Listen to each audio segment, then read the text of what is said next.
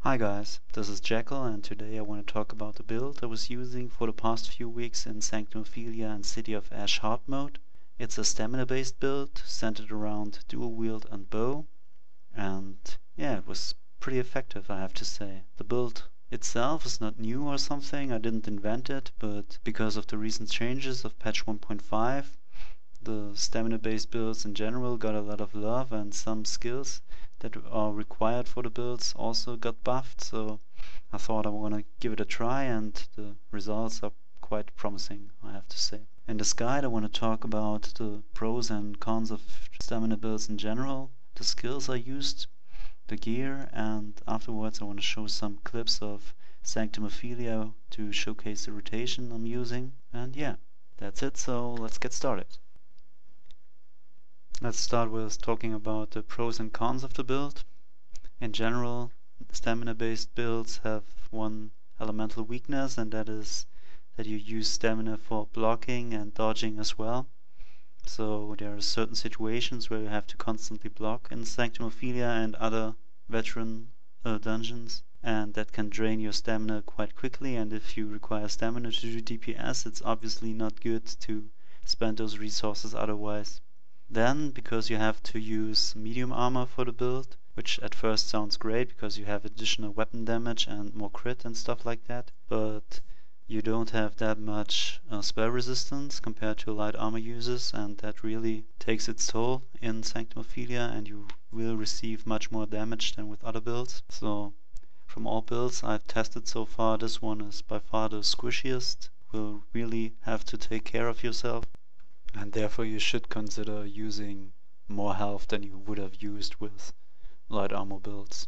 The third problem with stamina based builds is the lesser range damage you can do compared to destruction stuff, for example.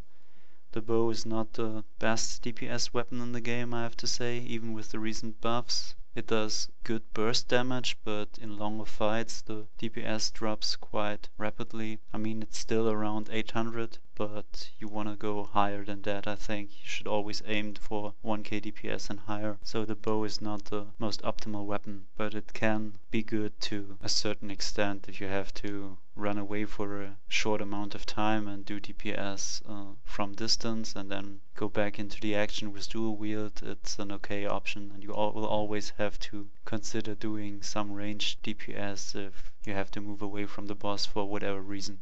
So before you quit the guide and think, man, so many disadvantages, why would I ever run a stamina based build? I want to go into the advantages you get by using this build. And first of all, this build doesn't require potions to sustain itself, so the skills we're gonna use are so cheap that you never will run out of stamina. The build itself has very good single target DPS, and in every encounter where you don't have to run around a lot, you will definitely out DPS Magicka based builds. And the real treasure is the AoE that this build is capable of. It's unheard of, I think, and it almost doubles any other impulse based DPS. It's so strong, I would even say it's a little bit OP.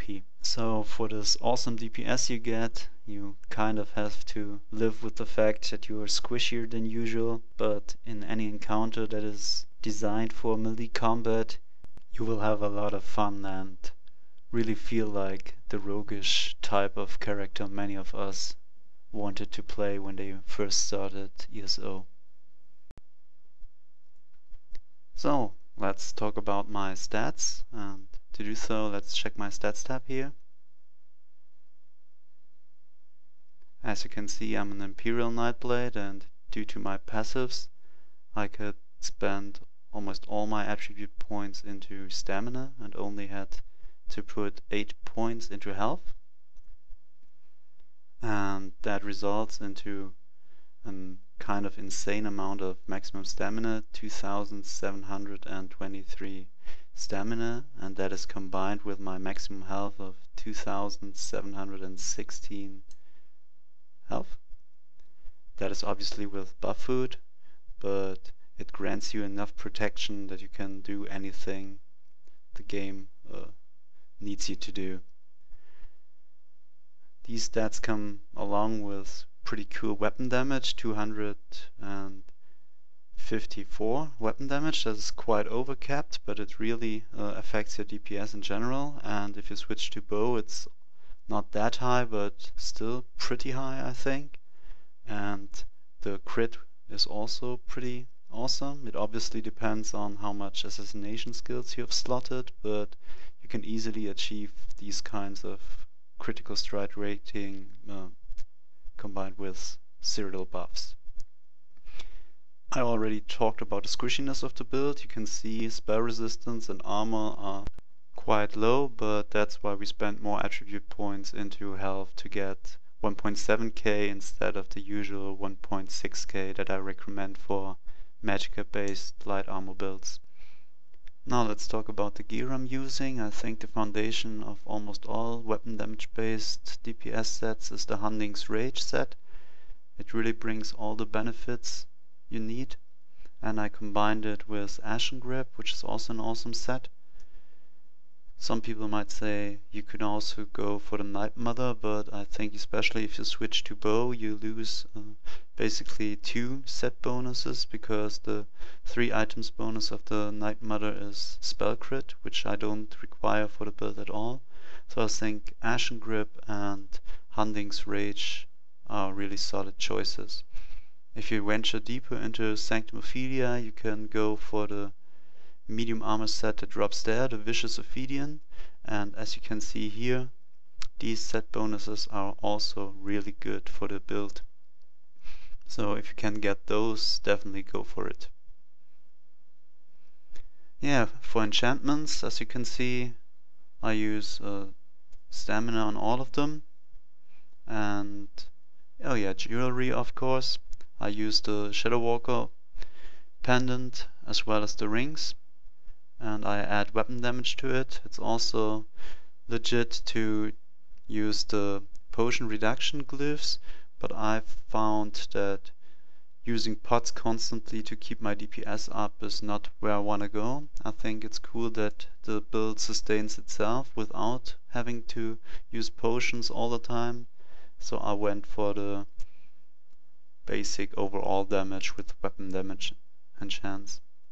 And my daggers are enchanted with fire and poison. I think poison is kind of overlooked. It adds a pretty long dot to the target, and every time it ticks it generates ultimate obviously, and that combined with fire damage was doing pretty well for me so far. The bow enchant at the moment is weapon damage, because as you saw earlier I don't have that much weapon damage with the bow compared to dual daggers, but you could also use poison or fire for this weapon enchant. Yeah, I think that sums it up basically, and let's go to another section. Now let's talk about the skills I'm using for the build. So you should always start with a Reaper's Mark on the target if possible, then use Incapacitate and load a heavy attack, and if you have to run to the target you can add a snipe, and before you start actual combat try to put on a venom arrow on the target. After that you can ambush to the target and start with rending slashes, the dart we're using, and you have to keep rending slashes up constantly, and then you wanna heavy attack into rapid strikes basically all the time. It's important that you heavy attack cancel your rapid strikes all the time, and that is done by simply pressing the left mouse button and the animation of heavy attack starts, and then you wanna cancel it by pressing the rapid strikes bar, and so you have to keep the left mouse button pressed, and every time it starts the animation of a heavy attack just cancel it by using rapid strikes. Be sure to keep Incapacitate up because it buffs your heavy attacks, and always have rendering slashes up as well. The ultimates we are using for the build is Flawless Stormbreaker for the main dual wield attack bar to buff rapid strikes and rendering slashes, and the active ultimate we're using is Veil of Blades, which is on the bow bar. For the AoE rotation I want to show you that this build doesn't only work in raids but also in solo play. So what you want to do is start with Razor Caltrops, then add a refreshing path to it, and after that you want to Whale of Blades, swipe bar, use 1 Zap Essence for the weapon damage buff, and then start spamming Steel Tornado until it's finished. If you're getting low, you can add another Zap Essence for the health, but in general you will be fine due to the fact that Whale of Blades negates so much damage.